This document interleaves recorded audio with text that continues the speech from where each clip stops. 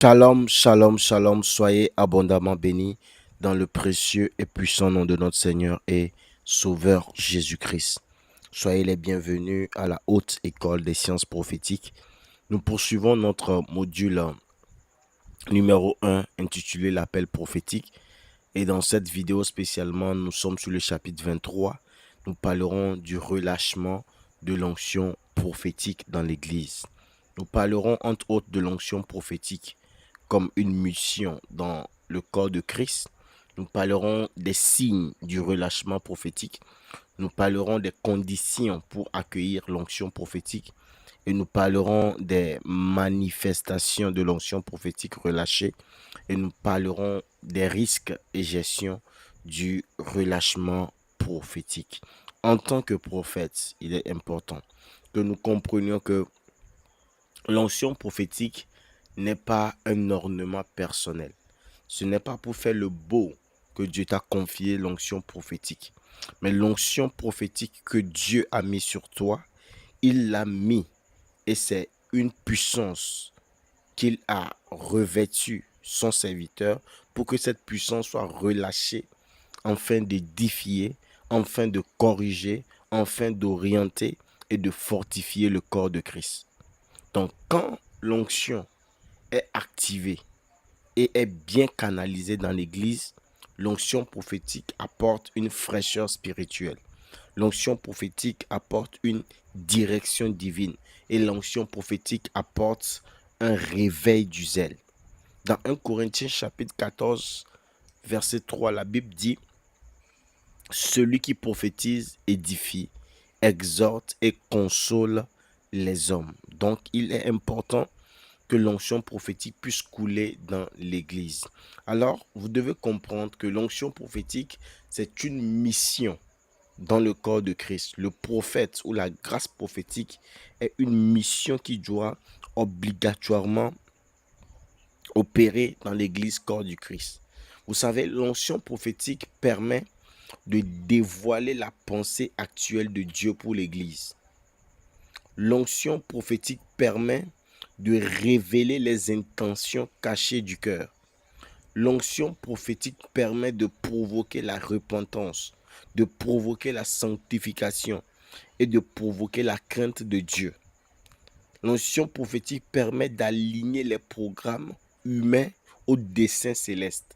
C'est pour cela Amos chapitre 3 verset 7 dira « Car le Seigneur l'Éternel ne fait rien sans avoir révélé son secret à ses serviteurs les prophètes. » Donc l'onction prophétique agit partout où Dieu agit.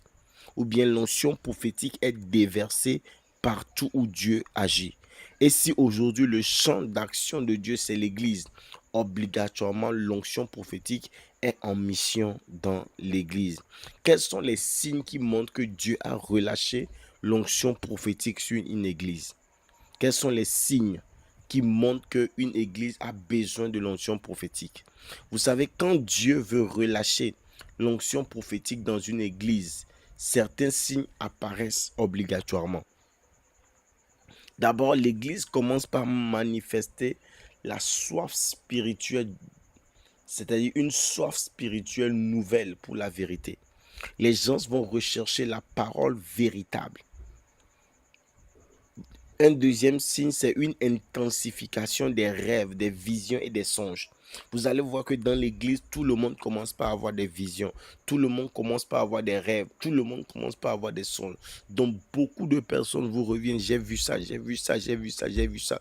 Lorsque vous voyez déjà ces signes dans l'église, vous devez comprendre que Dieu est sur le point de relâcher l'onction prophétique sur cette église. Troisième signe, c'est une atmosphère de révélation durant la prière. Pendant que vous serez en train de faire la prière, des manifestations vont se produire. Des gens vont tomber en transe, en extase. Les gens vont avoir des visions, des révélations, des prophéties vont sortir. Ça montre que l'onction du relâchement prophétique est parmi vous. Quatrième signe qui montre qu'une église est prête et que Dieu veut relâcher l'onction prophétique sur cette église, c'est l'attirance pour l'intercession et la sanctification. Lorsque Dieu commence par mettre des fardeaux dans vos cœurs pour porter dans la prière et que vous commencez par revenir dans la vie de sanctification, vous préparez le terrain Pour que quoi? Pour que l'onction prophétique puisse être relâchée sur cette assemblée. Alors j'enseignerai maintenant sur quelles sont les conditions pour accueillir l'onction prophétique dans une église. Quelles sont les conditions pour accueillir l'onction prophétique dans une église? Première condition, il faut que l'église soit sensible à l'esprit. Vous savez, l'église ne doit pas étouffer la voix de Dieu.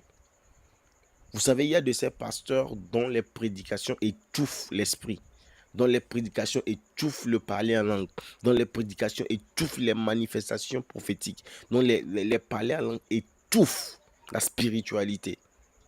La Bible dit dans 1 Thessaloniciens chapitre 5, verset 19 à 20, n'éteignez pas l'esprit, ne méprisez pas les prophéties. Donc il faut que l'église soit sensible à l'esprit. Reconnaisse qu'en ce moment, Dieu veut opérer dans une dimension prophétique. Deuxième condition, il faut une culture de sainteté. L'onction prophétique ne descend pas dans l'impureté ou dans le désordre. Si vous voyez des manifestations prophétiques avoir lieu là où il y a le désordre, là où il y a l'impureté, ce n'est pas l'Esprit Saint. C'est l'esprit de Jézabel. C'est l'esprit du python qui est en train de travailler. Mais le Saint-Esprit descend dans un milieu, dans une église et relâche l'onction prophétique que lorsque la sanctification est la culture, est la vie de ceux qui sont dans cette assemblée. Donc c'est la deuxième condition pour pouvoir faire quoi? Pour pouvoir accéder au prophétique dans une église. Troisième condition pour qu'une église puisse accueillir l'onction prophétique, ils doivent avoir un leadership ouvert à la voix prophétique. Si tu es dans une église où ton pasteur ne croit pas au prophétique, peu importe ton appel au prophétique ou peu importe la grâce prophétique qui est sur ta vie, ça ne va pas se manifester. Parce que chaque temps, tu sentiras d'opérer dans le prophétique, mais ton pasteur va t'étouffer, ton leader va t'étouffer, ton responsable va t'étouffer. Parce que lui ne croit pas au parler en langue. Parce que lui ne croit pas ainsi par l'Éternel. Lui ne croit pas au j'ai vu, j'ai eu un son, j'ai entendu, j'ai senti. Si ton pasteur ne croit pas en ça, si vous êtes dans une église où le pasteur ne croit pas au prophétique, le Saint-Esprit ne viendra pas opérer dans le prophétique aussi dans cette église. Les responsables doivent faire quoi? Doivent favoriser l'exercice des dons. Ne doivent pas étouffer les gens. Les responsables doivent tester les révélations et non les bloquer. C'est très important. C'est vrai que dans certaines manifestations, c'est vrai que dans certaines révélations ou bien dans certaines prophéties, il y a la chair. Mais la chair ne doit pas nous obliger à éteindre l'esprit. Il faut que nous faisons les choses par discernement. C'est très important. Alors, quatrième condition pour accueillir l'onction prophétique dans l'église, il faut une formation prophétique continue. Si tu es pasteur, tu es un leader, responsable d'église et tu aimerais que le prophétique opère dans ton église, il faut enseigner ton peuple sur le prophétique. Il faut enseigner ton peuple sur l'intimité avec le Saint-Esprit. Il faut enseigner ton peuple sur les dons spirituels. Il faut enseigner ton peuple sur les manifestations du Saint-Esprit. Il faut enseigner clairement et nettement les personnes. Lorsque vous portez l'enseignement travaille sur les cœurs et les gens sont plus ouverts, plus réceptifs au mouvement de l'esprit. Mais lorsque vous n'enseignez pas les gens sur le prophétique, l'église aussi ne va pas croître dans le prophétique. Alors c'est très important de réunir ces conditions pour accueillir l'onction prophétique dans nos églises. Alors je parlerai maintenant des manifestations de l'onction prophétique relâchée. Lorsque l'onction prophétique est relâchée dans une église, qu'est-ce que nous pouvons remarquer? Nous pouvons remarquer, lorsque l'onction prophétique opère dans une église, que les messages sont puissants et précis. Les prédications ne font plus dormir, mais les prédications sont remplies de puissance. Les prédications sont précises et les prédications révèlent les problèmes que les gens traversent. Parce que les prédications ne viennent plus de ce que l'homme de Dieu a voulu dire, mais de ce qui vient directement du cœur de Dieu.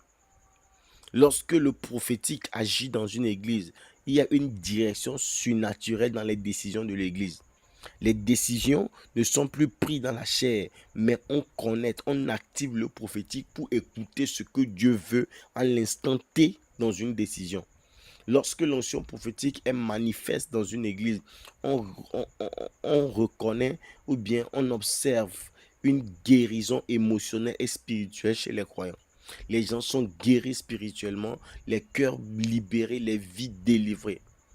Et lorsque l'onction prophétique est relâchée dans l'église, nous voyons la manifestation des paroles de connaissance, des paroles de sagesse, c'est-à-dire le don de la voyance. Le don de voyance. Les révélations sont cool. Et pour terminer, lorsque l'onction prophétique est manifeste dans une église, nous observons une mobilisation de la prière et de l'intercession dans l'assemblée. Tout le monde adore, tout le monde prie, tout le monde est tout feu, tout le monde est enflammé, zélé. Si le prophétique est dans une église, lorsque vous rentrez dans cette église, vous sentez que cette église est spirituelle. Vous sentez que cette église est du feu. Que Dieu donne l'onction prophétique et que Dieu relâche l'onction prophétique dans vos assemblées. Alors je continuerai pour dire ceci au point 5. Quels sont les risques et gestion du relâchement prophétique? C'est bien d'activer le prophétique. C'est bien de prier pour le relâchement du prophétique dans nos églises. Mais en même temps, nous devons apprendre à travailler sur certains points. Parfois, l'excès émotionnel. Il faut apprendre à distinguer l'onction véritable des débordements charnels. Ce n'est pas parce qu'on a libéré le prophétique dans l'église que tout le monde prophétise, que tout le monde voit, que tout le monde dit qu'il a vu, que l'homme de Dieu que vous êtes ou le prophète que vous êtes, vous allez tout accepter. Non, non, non. Il vous faut un vrai discernement pour savoir quand ce que la personne dit vient vraiment de l'Esprit Saint ou quand cela vient de ses propres émotions. Et il ne faut pas que les gens soient trop émotifs. Sinon, les émotions vont parler dans l'église. Et vous allez penser que c'est Dieu qui est en train de parler. Donc, vous devez contrôler les émotions. Il ne faut pas qu'il y ait un excès émotionnel. Il ne faut pas que la chair déborde dans les révélations. C'est très important ceci. Alors, deuxième risque, c'est le désordre. L'onction prophétique n'exclut pas la discipline, l'ordre et le discernement spirituel. Il faut prophétiser. Il faut que l'église soit prophétique mais ordonnée. Lorsque l'Esprit de Dieu parle par une personne, il ne peut pas parler par une deuxième, une troisième en même temps. Et ça va devenir que du bruit. On n'entend ni le premier, ni le deuxième, ni le troisième. Non. Lorsque le Saint-Esprit se manifeste, il se manifeste de façon ordonnée. La Bible dit que l'Esprit du prophète est soumis au prophète. Si l'Esprit de Dieu te donne un message et pendant ce temps, quelqu'un est en train de livrer un message, tu peux te contenir d'ici qu'il termine son message pour que toi aussi tu livres ton message. C'est très important. Il faut qu'il y ait de l'ordre dans l'application, il faut qu'il y ait une discipline. Il faut qu'il y ait de l'ordre et du discernement spirituel. Ne faites pas les choses dans le désordre. Il ne faut pas que l'église devienne un lieu de bruit, un lieu de désordre, de cafouillage. Tout le monde crie, soit disant qu'il donne une prophétie et finalement, on n'entend plus personne.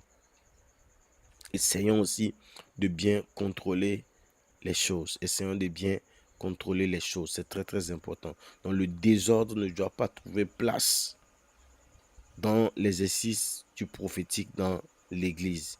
Ceci est très important. Alors, troisième risque, c'est l'idolâtrie des prophètes. Il faut faire très attention. L'église ne doit jamais élever le prophète au rang de gourou.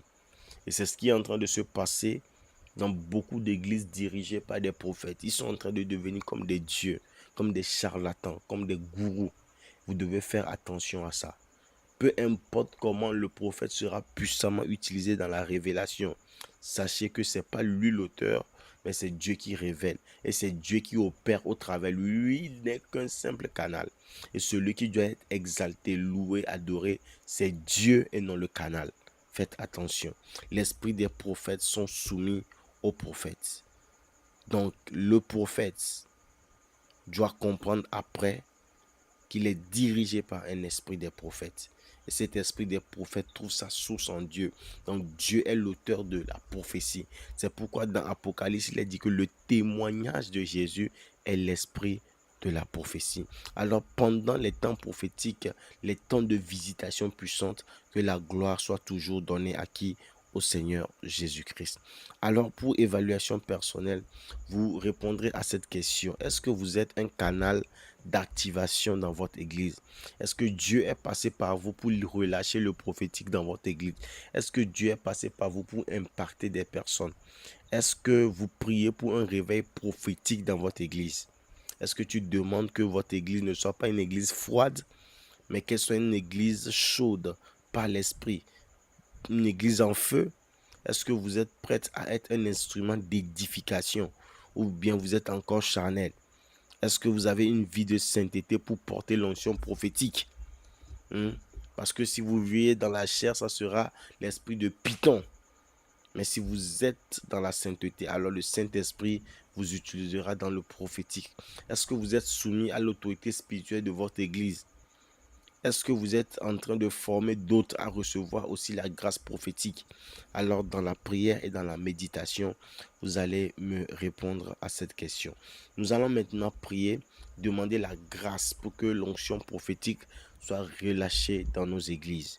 Vous allez répéter avec moi. Père céleste, je t'implore pour un déversement nouveau de ton onction prophétique dans ton église. Que l'esprit de révélation, l'esprit de sagesse, l'esprit de discernement envahisse ton peuple. Purifie l'autel, sanctifie les ministres, prépare les cœurs, réveille les dons endormis, ranime les appels oubliés. Que ton feu prophétique embrase les assemblées et que ton peuple entende à nouveau. Ainsi par l'Éternel. Au nom de Jésus, nous avons prié. Alors, bien-aimés, soyez abondamment bénis au nom puissant de notre Seigneur et Sauveur Jésus-Christ.